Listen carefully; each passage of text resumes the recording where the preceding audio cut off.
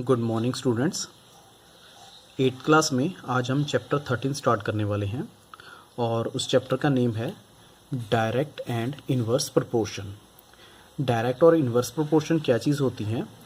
जो स्टूडेंट्स, जब हम नॉर्मली हम लाइफ में देखते हैं कि अगर किसी एक चीज़ के बढ़ने से कोई दूसरी उसके साथ रिलेटेड चीज़ बढ़ रही है तो उसे हम बोलते हैं कि वो डायरेक्ट प्रोपोर्शन में है। मतलब अगर हम कहते हैं कि अगर कोई पर्सन ज़्यादा खा रहा है तो उसका वेट भी क्या होगा, ज़्यादा बढ़ेगा, तो डायरेक्ट प्रोपोर्शन आता है। इन्वर्स प्रोपोर्शन में क्या होता है कि जैसे अगर इंसान जितनी ज़्यादा एक्सरसाइज करेगा उतना ही उसका वेट कम होगा, तो मतलब एक चीज़ बढ़ रही है तो दूसरी चीज़ कम हो रही है, तो उसे बोलते हैं हम इन्वर्स प्रोपोर्शन।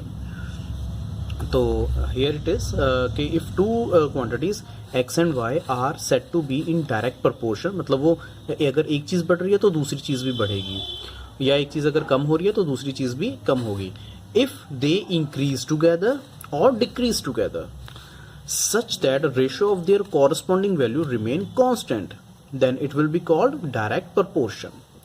और डायरेक्ट प्रोपोर्शन में हम क्या मेंशन करते हैं, x1 upon y1 is equals to x2 upon y2। तो ऐसे हम किसी भी एक वैल्यू को हम फाइंड आउट कर सकते हैं।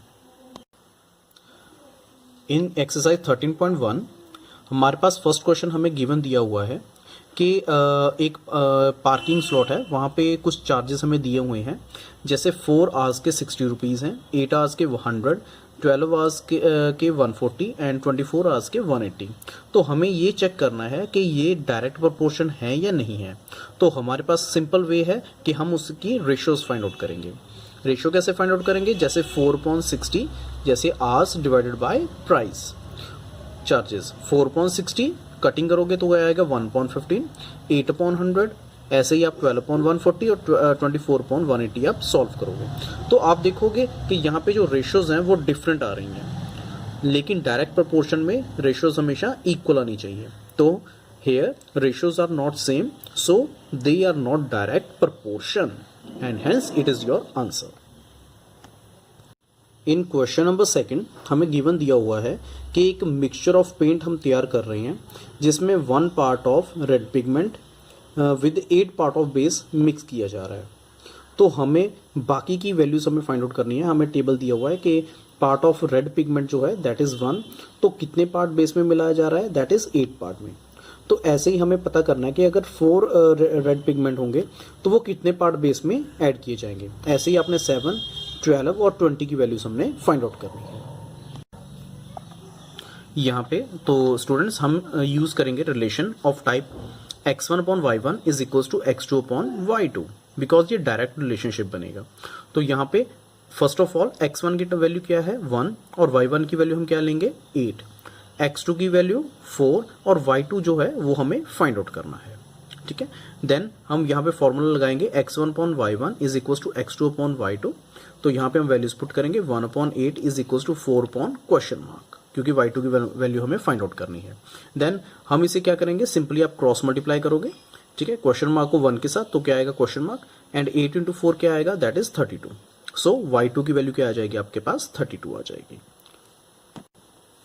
सिमिलरली हमें x3 की वैल्यू फाइंड आउट करनी है। x3 हमें गिवन दिया हुआ है, दैट इज जो सेकंड है दैट इज 7, और हमें y3 की वैल्यू फाइंड आउट करनी है। तो रेशियो हमेशा सेम वही चलेगी 1/8 is equals to 7 upon y3। तो यहाँ पे हम क्रॉस मल्टीप्लाई करेंगे y3 को 1 के साथ, और 8 7 दैट इज 56 आ जाएगा। आफ्टर दैट x4 को की वैल्यू है दैट इज 12, और हमें y4 की वैल्यू फाइंड आउट करनी है। तो यहाँ पे भी हम क्या करेंगे, क्रॉस मल्टीप्लाई, और आपके पास y4 की वैल्यू आ जाएगी।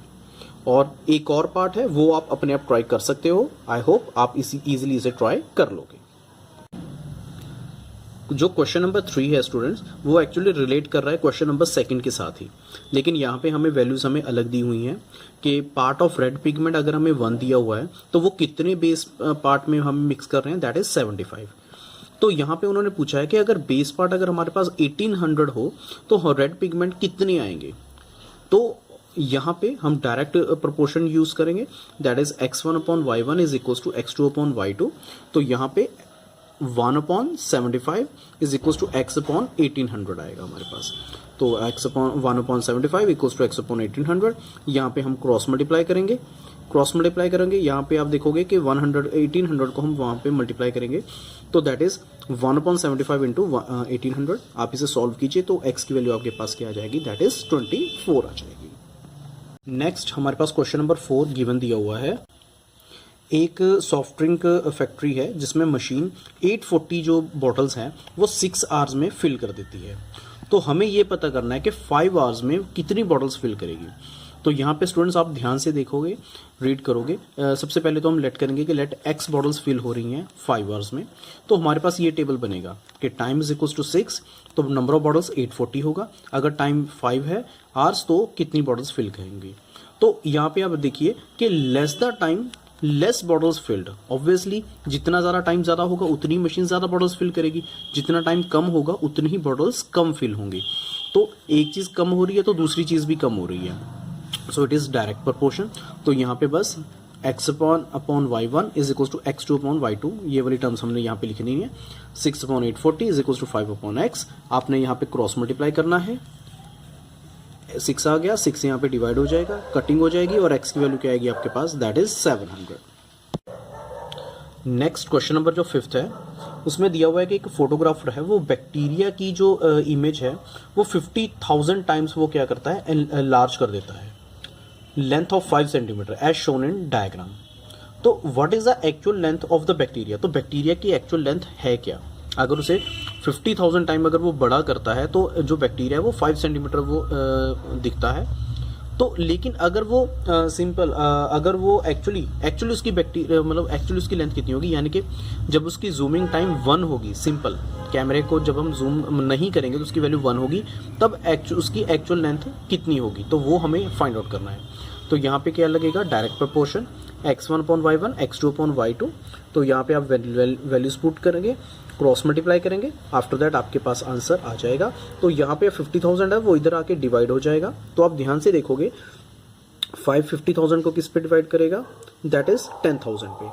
तो 10,000 जो है दैट इज द 10 की पावर 4 हम लिखेंगे। और जब हम इसे ऊपर लेके जाएंगे तो याद रखना स्टूडेंट्स, जो पावर होती है वो माइनस में चली जाती है। तो x10 की पावर क्या होगी, -4 सेंटीमीटर। आफ्टर दैट हमें दिया हुआ है कि अगर वो बैक्टीरिया को 20,000 टाइम्स अगर वो एनलार्ज कर देता है तो हमारे पास उसकी वैल्यू कितनी आएगी। So 50,000 times divided by 5 is equal to 20,000 times divided by x। आपने यहाँ पे क्रॉस मल्टीप्लाई करना है, यहाँ 5 को 50,000 के साथ कटिंग कर देंगे, दैट इज 10,000। तो यहाँ पे क्रॉस मल्टीप्लाई कीजिए, 10,000 जो है यहाँ पे डिवाइड हो जाएगा। तो आंसर क्या आएगा आपके पास, x की value that is 2 centimetre. I hope आपको ये क्वेश्चन समझ आ गए होंगे और इजीली आप इन्हें अपनी कॉपी पे ट्राई कर सकते हो। Best of luck, have a nice day.